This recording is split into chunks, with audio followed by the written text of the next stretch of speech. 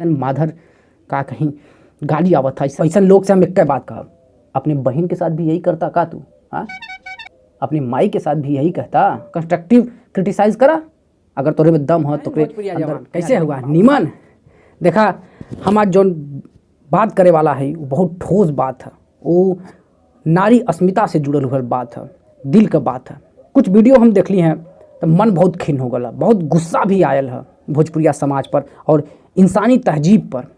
शिल्पी राज, इनके तो जनते होबा, उनका कई गाना बहुत फेमस है, भोजपुरी का पॉपुलर फीमेल सिंगर है। नहीं अब देखा इनका गाना कैसन है, ओकर बात कोनो और वीडियो में हुई, लेकिन आज हम बात जोन करे वाला है वो इनके अस्मिता से जुड़ल हुआ है। और सिर्फ इनके इज्जत से ना, बल्कि हमार और तोहरे इज्जत से भी जुड़ल है, भोजपुरी इज्जत से जुड़ल है, देश के माटी के इज्जत से जुड़ल है। उनका तथाकथित सेक्स वायरल वीडियो के नाम पर खूब वीडियो बनत है।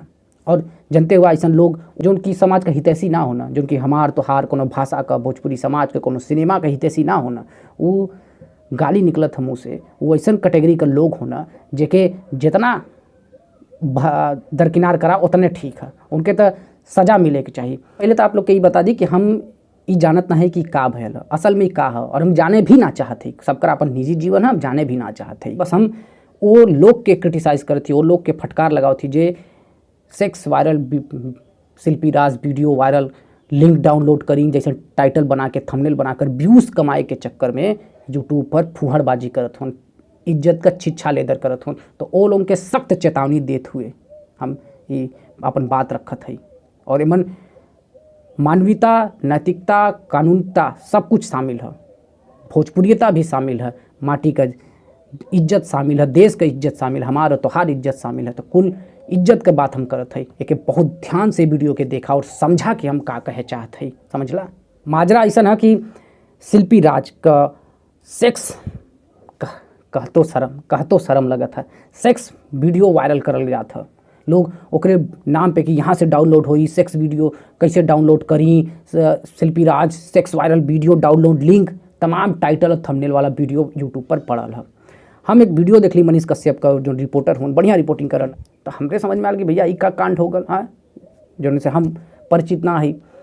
तब जब अब जनते हुआ कि एक वीडियो अगर पूरा देख ला तो यूट्यूब सजेशन में, रिकमेंडेशन में तमाम उस तरह का वीडियो आवला, तो तमाम उस तरह का वीडियो आल, तो मन बहुत गुस्सा भय, बहुत खिन्न हो गल मन एकदम भाई साहब, कि मतलब हम वो लोग से कहते जे देखा, पहले तो ये जानला कि वो निजी जीवन में कोई का करत है, ऐसे न तो हमार सरोकार है न तो हार सरोकार हो के भी ना चाहिए। कोई सेक्स करे या न करे, इंसानी रूप भले है, लेकिन है तो हमने एक दैहिक प्राणी ही, एक जैव विविधता में एक जीविका वाला मनुष्य ही प्राणी ही तो है। तब इंसानी जरूरत भी, और कोई अपने जीवन में का करत है ऐसे न तो के जरूरत होए के चाहिए, ना हमें जरूरत होए के चाहिए। हाँ, तू अपने में मगन रहा, हम अपने में मगन रही। तो शिल्पी राज का भी अगर ऐसा कोनो काम भयल, पहले तो हम जानत ना है कि ऐसा कोनो कांड भयल कि ना, ऐसा कोनो काम भयल कि ना उनके द्वारा, लेकिन अगर फिर भी भयल तो उनका निजी जीवन है, उनका अधिकार है, उनका स्वतंत्रता का अधिकार है, उनका संवैधानिक प्रदत्त अधिकार है। तू क्या होता है अधिकार के खनन करे वाला? और वो वीडियो के sex scandal, sex viral video कह के तू व्यूज़ कमाए के चक्कर में वीडियो बनावत हुआ, तो ऐसा लोग,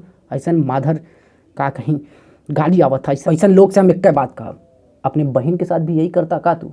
हाँ, अपनी माई के साथ भी यही कहता, अपनी पत्नी के साथ भी तू यही करता, यही इस तरह से वीडियो बनौता कि हाँ sex viral video download link, यह थंबनेल, यह टाइटल लगा के व्यूज़ कमाता, चंद व्यूज़ बदे कोई के इज्जत का छिछा लेदर करत हुआ। हाँ, शिल्पी राज है, काजल राघवानी, आखा अक्षरा है, तमाम ऐसे भोजपुरी एक्ट्रेस, भोजपुरी सिंगर के, उनके परफॉर्मेंस के क्रिटिसाइज करा ना यार, सकारात्मक आलोचना करा ना, समीक्षा करा, उनकर के मना कैले है, कंस्ट्रक्टिव क्रिटिसाइज करा। अगर तोरे में दम है, तोरे अंदर एनालिटिक पावर है, समझ है, हाँ, विवेक है, तो उनका परफॉर्मेंस के क्रिटिसाइज करा, उनके आवाज़ के क्रिटिसाइज करा।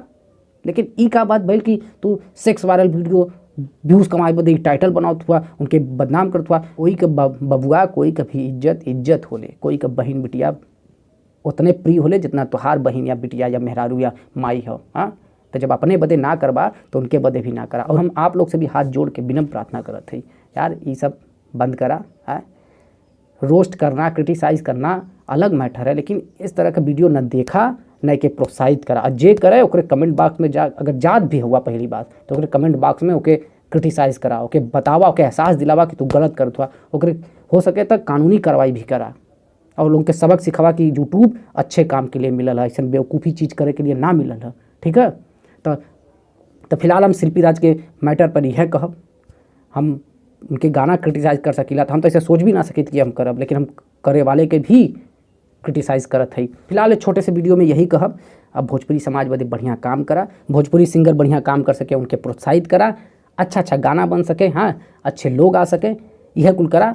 तो फुहड़ता मत करा, जैसे फुहड़ता वाला गाना बना था जो भोजपुरी में, तो ऐसा काम मत करा और ऐसा गिरा हुआ हरकत एकदम मत करा। कानूनी रूप से भी गलत है, नैतिक रूप से भी गलत है। ये पाश्विक पतित कर्म है भैया, दुष्कर्म है ये, ठीक है। तो ऐसा मत करा। फिलहाल आज्ञा दा, मिलल जाए कोनो और वीडियो में। अपन ध्यान रखा, राष्ट्र का ध्यान रखा, चली ना निमन। जय हिंद।